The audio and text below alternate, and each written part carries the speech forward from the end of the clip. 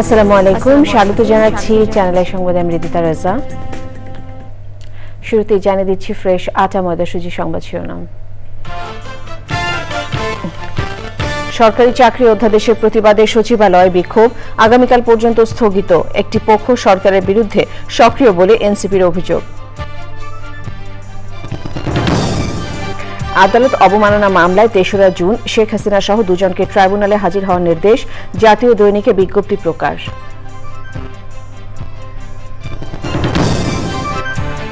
রাজধানী বাড্ডায় সন্ত্রাসীদের গুলিতে বিএনপি নেতা কামরুল আহসান সাধু নিহত, অপরাধীদের গ্রেফতারে অভিযানে পুলিশ।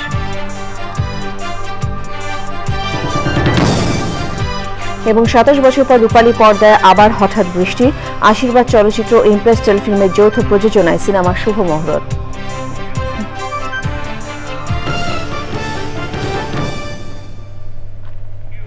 সংবাদ শিরোনামগুলো জানাচ্ছিলাম। এখনকার এই সংবাদ আয়োজন একই সঙ্গে চ্যানেলের ইউটিউব চ্যানেল এবং চ্যানেলের ওটিটি প্ল্যাটফর্ম আইস্ক্রিনের লাইভ স্ট্রিম হচ্ছে। সরকারি চাকরি সংশোধন অধ্যাদেশ ২০২৫-এর প্রতিবাদে সচিবালয়ের কর্মচারীদের বিক্ষোভ মঙ্গলবার পর্যন্ত স্থগিত করা হয়েছে।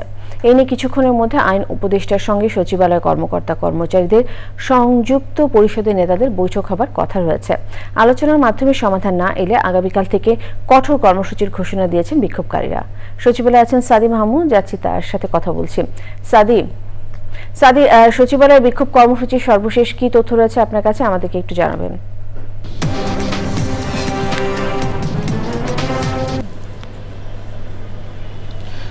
রিতিতা, ধন্যবাদ আপনাকে। আসলে আপনি যেমনটি বলছিলেন যে সরকারি চাকুরি আইন ২০১৮ সংশোধনের যে প্রতিবাদে, সেই প্রতিবাদে কিন্তু সকাল থেকেই সচিবালয়ের ভেতরে কিন্তু বিক্ষোভ কর্মসূচি পালন করেছেন সচিবালয়ে কর্মরত কর্মকর্তা কর্মচারীরা। আমরা দেখেছি যে সকাল থেকেই কর্মকর্তা কর্মচারী সংযুক্ত পরিষদের ব্যানারে কিন্তু বিক্ষোভ মিছিল সচিবালয়ের বিভিন্ন জায়গা প্রদক্ষিণ করে তারা বিভিন্ন গেটে অবস্থান নিয়ে চলাচল সীমিত করে দেন। সবশেষ কিন্তু জনপ্রশাসন মন্ত্রণালয়ের নিচে এসে কিন্তু তারা অবস্থান কর্মসূচি পালন করেন প্রায় ২ ঘন্টা এবং সেখানে কিন্তু তারা অবস্থান নিয়ে বিভিন্ন রকম স্লোগান দিতে থাকেন, তাদের দাবির বিষয়টি তুলে ধরেন, বিভিন্ন প্ল্যাকার্ড নিয়ে তারা আসলে দাঁড়িয়ে থাকেন এবং এই আইনটিকে তারা আসলে কালো আইন হিসেবে অভিহিত করেন। তারা বলছিলেন যে এই আইনটি কিন্তু বাস্তবায়িত হলে তারা ছোটোখাটো ভুলের জন্যই কিন্তু তাদের আসলে বহিষ্কার হতে হবে, কোনো রকম নোটিশ ছাড়াই, তাদের কাজের ক্ষেত্রে কোনো স্বাধীনতা থাকবে না। তো সব কিছু মিলিয়ে কিন্তু এই আইনটাকে তারা কালো আইন আসলে বলছেন এবং আমরা দেখেছি যে সকাল থেকেই কিন্তু তারা আসলে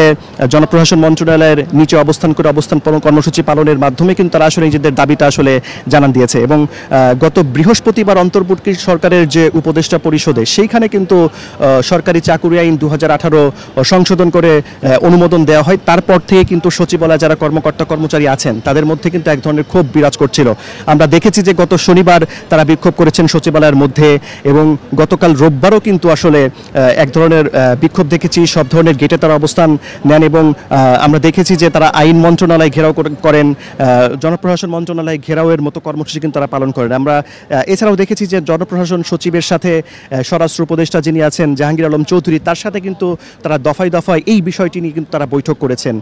তারা কিন্তু এই কর্মকর্তা কর্মচারীদের সাথে বসে কিন্তু আশ্বস্ত করেছিলেন যে তাদের দাবি পূরণের, সেটি কিন্তু হয়নি। শেষ পর্যন্ত কিন্তু গেজেট আকারে প্রকাশিত হয়, তারপর থেকে কিন্তু তাদের মধ্যে এক ধরনের ক্ষোভ বিরাজ করছিল এবং আজকে আমরা দেখেছি সকাল থেকেই তারা কিন্তু তারা বিক্ষোভ করছেন এবং সব কিছু মিলিয়ে এখন যে অবস্থা, আর আপনি যেটি বলছিলেন যে দুপুর ২টার পর অর্থাৎ ২:৩০টার দিকে কিন্তু আইন উপদেষ্টা যিনি আছেন আসিফ নজরুল, তার সাথে তারা বৈঠক হওয়ার কথা রয়েছে। আমরা এখানে অপেক্ষা করছিলাম, জনপ্রশাসন মন্ত্রণালয়ের নিচে যে অবস্থান কর্মসূচি পালন তারা করছিলেন সেখানে সংযুক্ত কর্মকর্তা কর্মচারী পরিষদের যিনি সভাপতি আছেন তিনি কিন্তু আমাদেরকে বলেছেন যে আসিফ নজরুলের সাথে যে বৈঠকটি আছেন আইন উপদেষ্টা, সেই বৈঠকে তাদের পক্ষে যদি কোনো আসলে সিদ্ধান্ত না আসে আগামীকাল সকাল 10টা থেকে তারা কঠোর কর্মসূচি দেবেন, বিক্ষোভ করবেন, সচিবালয় তারা অচল করে দেওয়ার মতো কথা কিন্তু তারা আসলে বলে গিয়েছেন। তো সবশেষ যে অবস্থা, আপাতত বিক্ষোভ স্থগিত রয়েছে আগামীকাল সকাল 10টা পর্যন্ত।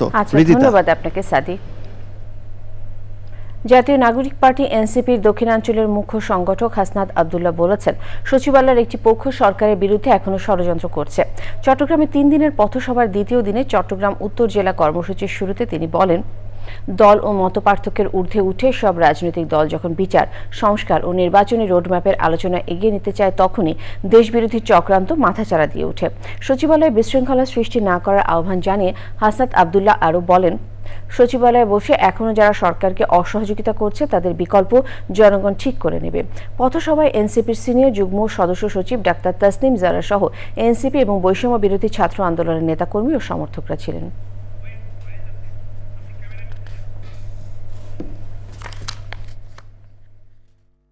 হুমকি দেন যে আপনারা হচ্ছেন অফিস চলতে দিবেন না, আপনারা হচ্ছেন অফিস বন্ধ করে রাখবেন। 5 আগস্ট কিন্তু আপনাদের এই হিম্মতটা ছিল না যে শেখ হাসিনার চোখে আঙ্গুল দিয়ে শেখ হাসিনার ক্ষমতাকে প্রশ্নবিদ্ধ করে আপনারা কিন্তু তখন কেউ পদত্যাগ করেননি। আপনাদের একজন কর্মকর্তা কর্মচারী বাংলাদেশের স্বাধীনতা পরবর্তী সময়ে আমাদের যদি অসহায় দুর্ভোগের রেজিমেন্ট হিসেবে পরিচিত হয় সেটা হচ্ছে সচিবালয়, এবং দুর্নীতির আতুরঘর হিসেবে পরিচিত হয় সেটা হচ্ছে এনবিআর।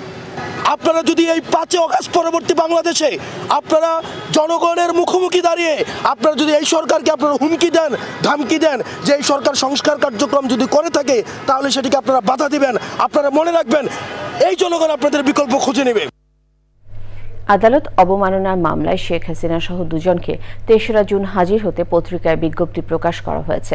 নিউ এজ ও যুগান্তর পত্রিকায় ওই বিজ্ঞপ্তি প্রকাশ করা হয়েছে বলে জানিয়েছেন আন্তর্জাতিক অপরাধ ট্রাইব্যুনালের রেজিস্ট্রার ASM রুহুল ইমরান। বিজ্ঞপ্তিতে বলা হয়েছে, এর আগে আদালত অবমাননার অভিযোগে 25শে মে হাজির হতে ট্রাইব্যুনাল নির্দেশ দিলেও শেখ হাসিনা ও শাকিল আকন্দ বুলবুল হাজির হননি, এমনকি কোনো জবাব দাখিল করেননি তারা। এর পরিপ্রেক্ষিতে 25শে মে ওই বিষয় আদালতের নজরে আনলে শুনানি শেষে তাদের হাজির হতে দুটি পত্রিকায় বিজ্ঞপ্তি প্রকাশ করতে রেজিস্ট্রারকে নির্দেশ দিয়েছিলেন চেয়ারম্যানের নেতৃত্বে 3 সদস্যের ট্রাইব্যুনাল। জুলাই গণ অভ্যুত্থানের ঘটনার মামলা নিয়ে বক্তব্য দেওয়ার অভিযোগে শেখ হাসিনা ও গাইবান্ধার গোবিন্দগঞ্জ উপজেলা ছাত্রলীগের সাবেক সভাপতি শাকিল আকন্দ বুলবুলের বিরুদ্ধে 30শে এপ্রিল আদালত অবমাননার অভিযোগ দাখিল করায়। প্রসিকিউশনের পক্ষ থেকে আমরা আশা করছি যে তারা আগামী নির্ধারিত তারিখে ট্রাইব্যুনালে হাজির হবে এবং জবাব প্রদান করবে। যদি তারা ট্রাইব্যুনালে হাজির না হয় বা জবাব প্রদান না করে, অথবা তাদের দাখিলকৃত জবাব ট্রাইব্যুনালের কাছে স্যাটিসফ্যাক্টরি না হয়, তবে আন্তর্জাতিক অপরাধ ট্রাইব্যুনাল আইন 1973-এর 11(4) ধারা মোতাবেক তাদেরকে 1 বছরের সাজা এবং 5,000 টাকা জরিমানা প্রদানের বিধান এই আইনে উল্লেখ আছে। রাজধানীর মধ্যবাড্ডার গুদারাঘাট এলাকায় বিএনপি নেতা কামরুল আহসান সাধন হত্যায় জড়িতদের ধরতে অভিযান চালাচ্ছে পুলিশ। সন্দেহভাজনদের চিহ্নিত করে সিসিটিভির ফুটেজ পর্যালোচনা করা হচ্ছে। এই ঘটনায় মামলার প্রস্তুতি চলছে বলে জানিয়েছে পুলিশ। শাকির আদনানের রিপোর্ট। রোববার রাত 10টার দিকে রাজধানীর মধ্যবাড্ডার গুদারাঘাট এলাকায় কয়েকজনের সঙ্গে কথা বলছিলেন গুলশান থানা বিএনপির যুগ্ম আহ্বায়ক কামরুল আহসান সাধন। সিসিটিভি ফুটেজে দেখা যায় দুজন দুর্বৃত্ত হেঁটে এসে সাধনকে লক্ষ্য করে গুলি চালিয়ে দ্রুত পালিয়ে যায়। গুরুতর আহত অবস্থায় তাকে জাতীয় হৃদরোগ ইনস্টিটিউটে নিয়ে গেলে চিকিৎসক মৃত ঘোষণা করেন। বাড্ডা থানা পুলিশ জানিয়েছে অপরাধীদের গ্রেপ্তারে অভিযান চলছে। কোনো অ্যারেস্ট কি করতে পারছেন এখন পর্যন্ত, বা কোনো সন্দেহ বা এরকম কিছু? মামলা কি হয়েছে? কামরুল আহসান সাধনের বয়স 54 বছর। স্ত্রী দিলরুবা আক্তারের সঙ্গে মধ্যবাড্ডা বালুরচর এলাকায় থাকতেন তিনি। সাধন ডিশ ও ইন্টারনেট ব্যবসা করতেন বলে জানিয়েছে police. Shakir Adnan, channel I, Dhaka. Dhaka বিশ্ববিদ্যালয়ের শিক্ষা ও গবেষণা ইনস্টিটিউটের শিক্ষার্থী শাহরিয়ার আলম শাম্য মৃত্যুর ঘটনা তদন্ত প্রতিবেদন জমা দিয়েছে বিশ্ববিদ্যালয়ের তদন্ত কমিটি। কমিটির আহ্বায়ক বিশ্ববিদ্যালয়ের কলা অনুষদের ডিন অধ্যাপক ডক্টর মোহাম্মদ সিদ্দিকুর রহমান খান সকালে বিশ্ববিদ্যালয়ের উপাচার্য অধ্যাপক ডক্টর নিয়াজ আহমেদ খানের কাছে তদন্ত প্রতিবেদন জমা দেন। সেই সময় ছিলেন প্রক্টর সহযোগী অধ্যাপক সাইফুদ্দিন আহমেদ এবং কমিটির সদস্য সচিব সহকারী প্রক্টর শারমিন কবির। 13 মে রাতে দুর্বৃত্তদের হামলায় ঢাকা বিশ্ববিদ্যালয়ের শিক্ষা ও গবেষণা ইনস্টিটিউটের শিক্ষার্থী শাহরিয়ার আলম শাম্য নিহত হন। এই ঘটনা তদন্তে কলা অনুষদের ডিন অধ্যাপক ডক্টর মোহাম্মদ সিদ্দিকুর রহমান খানকে আহ্বায়ক করে 7 সদস্যের কমিটি করে বিশ্ববিদ্যালয় কর্তৃপক্ষ। দীর্ঘ 27 বছর পর আবারও সেলুলয়েডের পর্দায় আসছে হঠাৎ বৃষ্টি সিনেমা। প্রযোজনা প্রতিষ্ঠান আশীর্বাদ চলচ্চিত্র ইমপ্রেস টেলিফিল্মের যৌথ প্রযোজনায় আবার নতুন করে নির্মাণ করা হচ্ছে আবার হঠাৎ বৃষ্টি। রাজধানী উত্তরার একটি শুটিং হাউসে চলচ্চিত্রটির শুভ মহরত হয়েছে। লালা নওশিনের রিপোর্ট। ভ্রমরারে গুঞ্জরে। 1998 সালে রূপালী জগতে ঝড় তোলে রোমান্টিক সিনেমা হঠাৎ বৃষ্টি। সেই চলচ্চিত্র দিয়ে তুমুল জনপ্রিয়তা পান নবাগত দুই অভিনেতা অভিনেত্রী। সোনালী প্রান্তরে। সেই ছবিটির প্রযোজনা প্রতিষ্ঠান আশীর্বাদ চলচ্চিত্র ও ইমপ্রেস টেলিফিল্ম এবার রিমেক করতে যাচ্ছে হঠাৎ বৃষ্টি। আবার হঠাৎ বৃষ্টি নামের সেই ছবির শুভ মহরত অনুষ্ঠানে যোগ দেন নৌ পরিবহন উপদেষ্টা অবসরপ্রাপ্ত brigadier general M Shakhawat Hossain. আবার হঠাৎ বৃষ্টি নামক চলচ্চিত্রটি শুভ মহরত ঘোষণা করছে।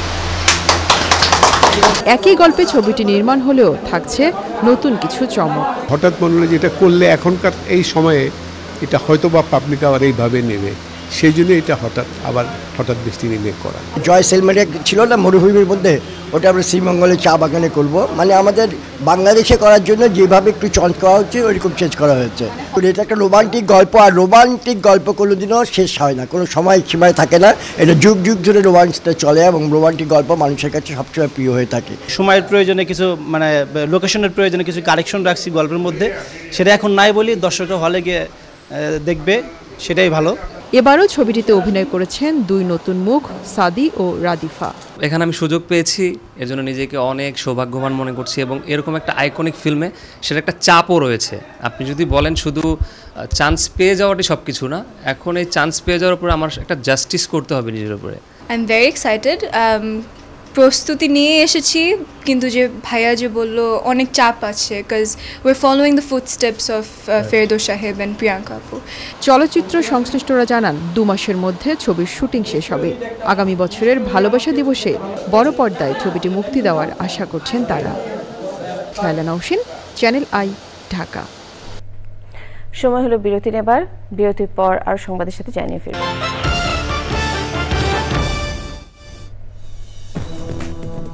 ফিরে এলাম বিরতির পর। পার্বত্য চট্টগ্রাম বিষয়ক উপদেষ্টা সুপ্রদীপ চাকমা বলেছেন, পার্বত্য চট্টগ্রাম অঞ্চলের মানুষের জন্য মানসম্মত শিক্ষা, জীবিকায়ন ও পরিবেশ সংরক্ষণে সবাইকে কাজ করতে হবে। এক্ষেত্রে দাতা সংস্থাদেরও এগিয়ে আসার আহ্বান জানান তিনি। উপদেষ্টা আরও বলেন, দুঃখজনক হলেও সত্য যে 1971 এবং 2024 সালেও পাহাড়িরা নিজেদের পরিচয় তৈরি করতে পারেনি। পার্বত্য চট্টগ্রাম বিষয়ক মন্ত্রণালয়, ইউরোপীয় ইউনিয়ন ও ইউএনডিপির আয়োজনে এসডিজিতে পার্বত্য অঞ্চলকে গুরুত্ব দেওয়া বিষয়ে জাতীয় কর্মশালায় বক্তারা এসডিজি উন্নয়ন ইস্যুতে পার্বত্য চট্টগ্রামকে আলাদাভাবে বিবেচনায় নিয়ে কাজ করার তাগিদ দেন। কর্মশালায় বাংলাদেশে ইউরোপীয় ইউনিয়নের রাষ্ট্রদূত মাইকেল মিলার, ইউএনডিপির ডেপুটি আবাসিক প্রতিনিধি সোনালী দেয়াররত্নে ও অন্যরা বক্তৃতা করেন।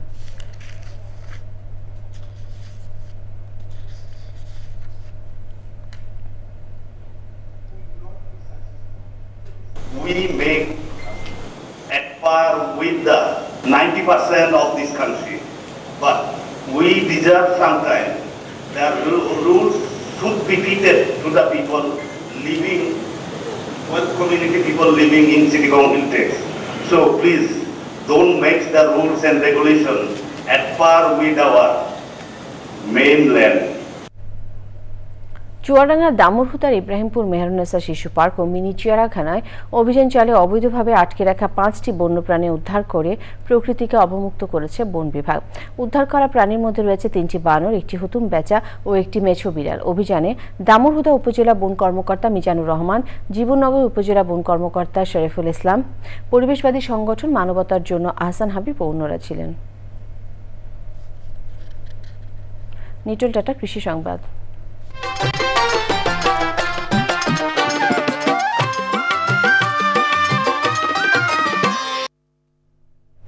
জামালপুর জেলায় এবার বোরো ধান লক্ষ্যমাত্রার চেয়েও অধিক উৎপাদন হয়েছে। বাজারে ধানের দাম বৃদ্ধি না হলে ক্ষতির আশঙ্কা করছেন কৃষক। কৃষি বিভাগ বলছে, ফলন ভালো হওয়ায় ধানের দামও ভালো পাবেন তারা। জামালপুর প্রতিনিধি হাফিজ রাহানের তথ্যচিত্র, আল মুকসিদের রিপোর্ট। গেল বন্যার ক্ষতি পুষিয়ে নিতে জামালপুর জেলার 7 উপজেলাতেই এবার বোরো ধানের ভালো ফলন হয়েছে। এবছর লক্ষ্যমাত্রা ছিল 1,29,370 হেক্টর, আবাদ হয়েছে 1,27,560 হেক্টর জমিতে। এবার আবহাওয়া ভালো থাকায় আমাদের ধানের বাম্পার ফলন হয়েছে। আমি 6 থেকে 7 বিঘা জমি আবাদ করছি, প্রতি বিঘায় 18 থেকে 20,000 টাকা খরচ। এখন জমিতে ধান পাকি হয়েছে, আমরা কামলার অভাবে 900 থেকে 1100 টাকা কামলা মেলে, এরপরও কামলা পাচ্ছি না। সরকার যদি আমাদের ছোট আকারের ছোট ছোট ধান কাটা মেশিন যদি আমাদের কৃষকের দিত, তাহলে আমাদের সব কৃষকই একটু উপকৃত হতো। ধান উৎপাদনে যে খরচ হয় তাতে ধানের দাম মন প্রতি 15 থেকে 1600 টাকা করার দাবি কৃষকের। ধানের বাজারটা তো লাঙ্গরে 1500-1600 টাকা বাজারটা দিল নি, তা লাঙ্গরে একটু পোষাইল নি, কিন্তু সব জিনিসের দাম বাড়তি, কিন্তু ধানের বাজারটাই কম।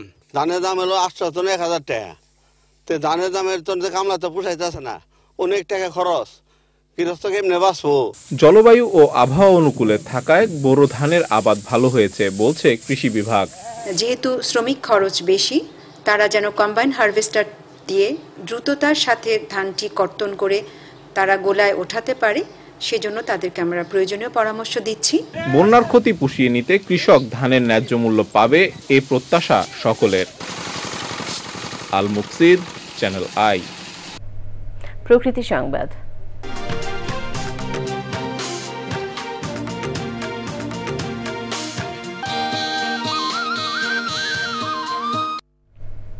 দীর্ঘস্থায়ী জলাবদ্ধতায় চরম ভোগান্তিতে ময়মনসিংহের শম্ভুগঞ্জ বাজারে ক্রেতা বিক্রেতা সহ স্থানীয়রা। সামান্য বৃষ্টিতেই পানিতে ডুবে যায় আশেপাশের রাস্তাঘাট, দোকানপাট। বারবার আবেদনের পরিপ্রেক্ষিতে এই জলাবদ্ধতা নিরসনে কর্তৃপক্ষ কোনো উদ্যোগ না নেওয়ায় ক্ষুব্ধ এলাকাবাসী। সমস্যা সমাধানে সড়ক মেরামত ও ড্রেন নির্মাণ সহ নানা উদ্যোগের কথা জানিয়েছে সিটি কর্পোরেশন। শেখ মহিউদ্দিন আহমেদের তথ্য ভিডিওচিত্রে আফরোজা হাসির রিপোর্ট। শুকনো মৌসুমেও ময়মনসিংহ সিটি কর্পোরেশনের শম্ভুগঞ্জ বাজারের প্রধান সড়কে জমে থাকে পানি। খানাখন্দে ভরা বেহাল সড়ক আর ড্রেনেজ ব্যবস্থা না থাকায় প্রতি বর্ষাই রাস্তাঘাট, বাজার ছাপিয়ে পানি ঢুকে যায় বাসাবাড়িতেও। মাসের পর মাস এই জলাবদ্ধতায় চরম ভোগান্তিতে পথচারী।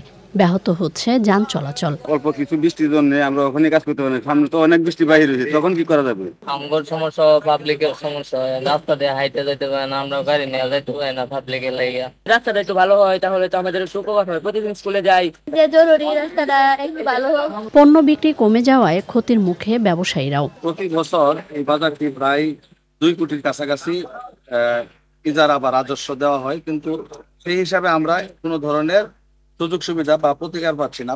পানি বাসাগুলির ভিতরে গেলে দেখবেন যে হাঁটু পানি। পরিস্থিতি উত্তরণে সড়ক মেরামতের পাশাপাশি শম্ভুগঞ্জ বাজারে ড্রেন ও শেড নির্মাণের উদ্যোগ নেওয়া হচ্ছে বলে জানিয়েছে কর্তৃপক্ষ। বাজার উন্নয়ন কাজের জন্য প্রকৌশল ডিপার্টমেন্টকে কিছু উন্নয়নমূলক কাজের তালিকা দিয়েছি।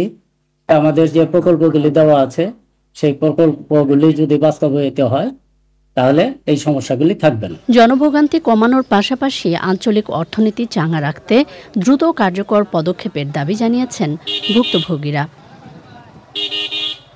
আফরোজা হাসি, প্রকৃতি ও জীবন ডেস্ক, চ্যানেল আই।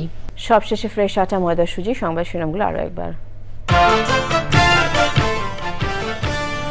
সরকারি চাকরি অধ্যাদেশের প্রতিবাদে সচিবালয়ে বিক্ষোভ আগামীকাল পর্যন্ত স্থগিত। একটি পক্ষ সরকারের বিরুদ্ধে সক্রিয় বলে এনসিপির অভিযোগ। আদালত অবমাননা মামলায় ৩রা জুন শেখ হাসিনা সহ 2 জনকে ট্রাইব্যুনালে হাজির হওয়ার নির্দেশ। জাতীয় দৈনিকে বিজ্ঞপ্তি প্রকাশ।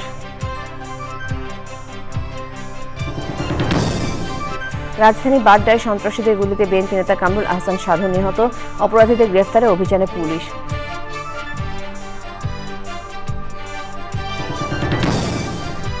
এবং 27 বছর পর রূপালী পর্দায় আবার হঠাৎ বৃষ্টি। আশীর্বাদ চলচ্চিত্র ইমপ্রেস টেলিফিল্মের যৌথ প্রযোজনায় সিনেমার শুভ মহরত।